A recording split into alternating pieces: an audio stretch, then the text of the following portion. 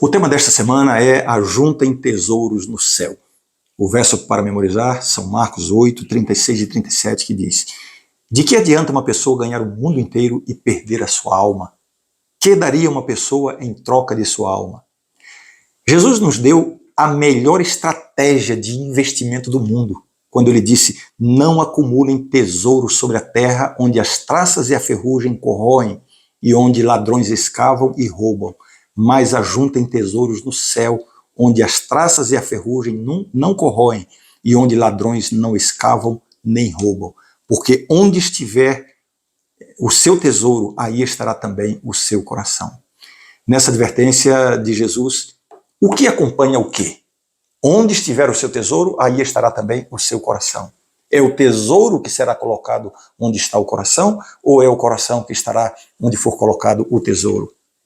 As duas coisas. Por um lado, parece que sempre conseguimos dinheiro para aquilo que realmente desejamos, não é verdade?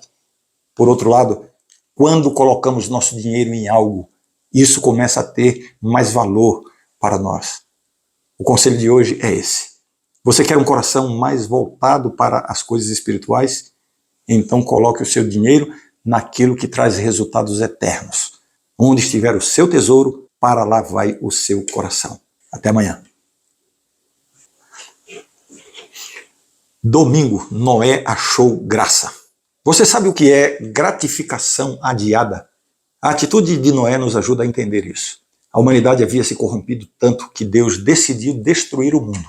Não foi apenas um castigo pela impiedade das pessoas, foi também uma forma de poupá-las de tanto sofrimento por causa do afastamento de Deus.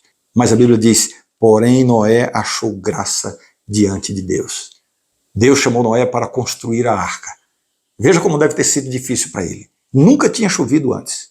Quando ele começou a pregar sobre o dilúvio, as pessoas zombavam dele. Como poderia acontecer algo contra todas as leis da natureza conhecidas até então? O ceticismo predominou.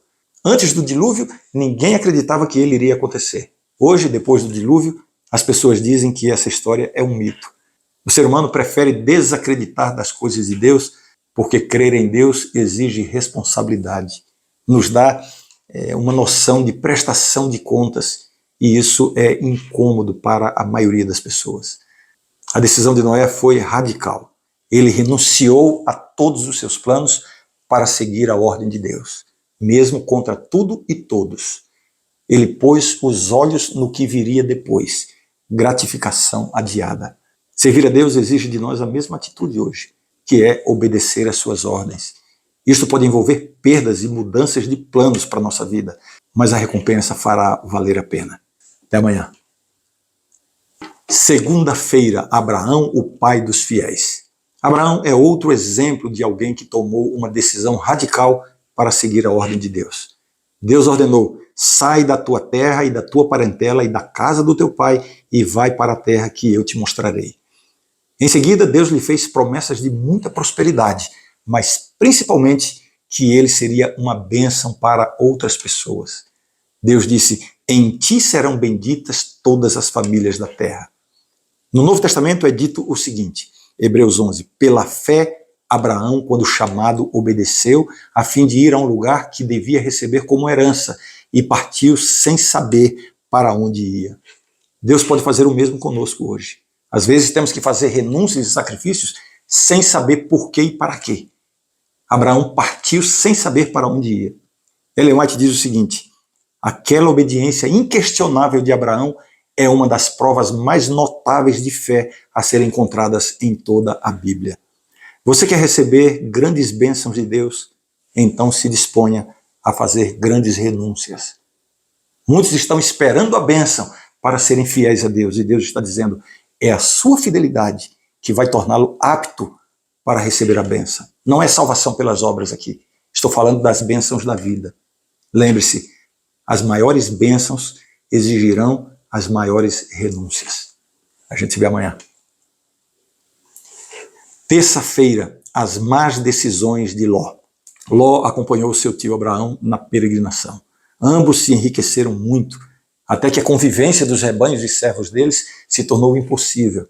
Para o bem comum, decidiram se separar. E é claro, o patriarca tinha o direito de escolher para que lado Ló deveria ir. E vemos aqui o contraste entre a grandeza de Abraão e a mesquinhez de Ló.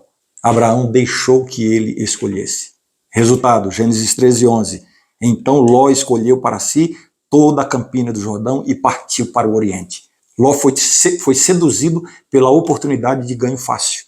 A região de Sodoma e Gomorra era o melhor lugar para aumentar suas riquezas. E sabemos o que aconteceu. E antes de destruir aquelas ímpias cidades, Deus avisou a Abraão. E seria humano se Abraão pensasse, bem feito para Ló, vai perder tudo que tem por causa da sua ganância. Mas não foi isso que ele fez. Ele implorou misericórdia a Deus em favor do seu sobrinho. Finalmente Ló e as filhas foram salvos da destruição, mas ele teve que deixar todos os seus bens para trás, até sua esposa ficou. A grande lição para nós, a verdadeira prosperidade não é resultado da habilidade humana, é resultado da bênção de Deus. Qualquer ganho fora dos princípios divinos vai trazer mais prejuízo do que lucro. Coloque a sua vida em harmonia com os princípios do céu, ainda que você tenha alguma perda imediata por isso. É isso que vai lhe trazer ganhos para toda a eternidade. Até amanhã. Quarta-feira, de enganador a príncipe. O nome Jacó significa enganador ou usurpador. Ele conspirou com a mãe para enganar o irmão e o pai.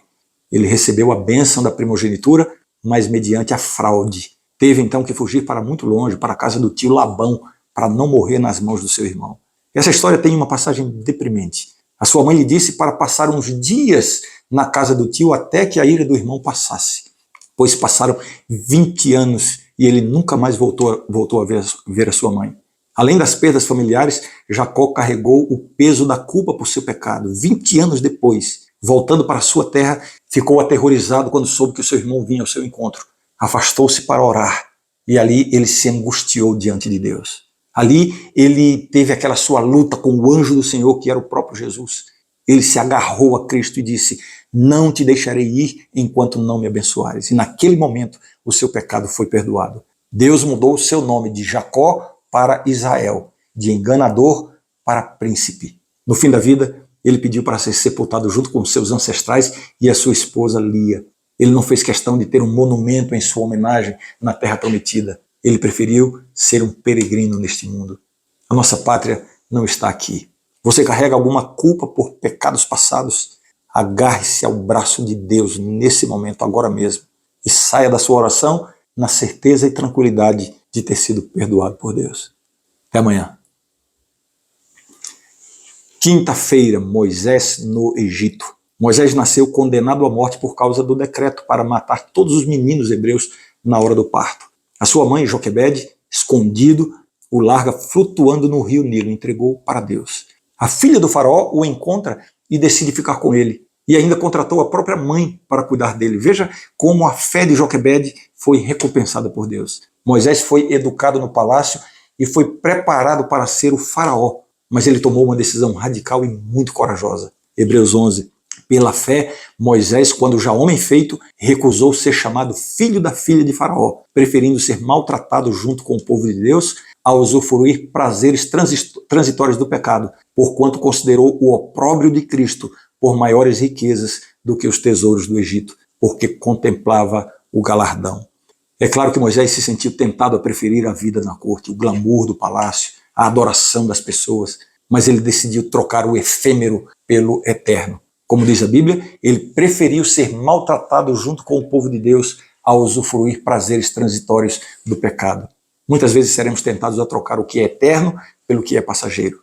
Não é fácil renunciar a uma vantagem no trabalho, no negócio, na faculdade ou num relacionamento amoroso para não sacrificar a sua consciência diante de Deus. Moisés sofreu muitas perdas, mas sabemos que ele fez a escolha certa.